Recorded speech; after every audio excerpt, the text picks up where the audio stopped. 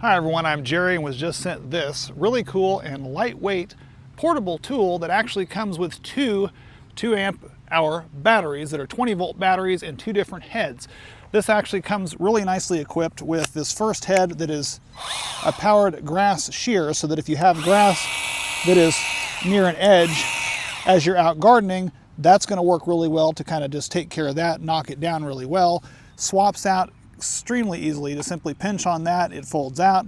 And they also have a 7.8-inch hedge trimmer that simply locks into place, pushes in like that, and now you've got your hedge trimmer. So now whenever you're out there running along with hedge trimmers, I mean, that's going to make short work of being able to cut all these hedge trimmers. And being battery operated, for someone like us that's on about 100 acres, this makes it really easy so that we can get out here when we're far away from all those power outlets to leave this on our ATV so that we can come out here and go ahead and get this stuff chopped off. So loving the fact that it has those two separate batteries. They simply swap out and do have battery indicators on them so that you can see how much battery life is left.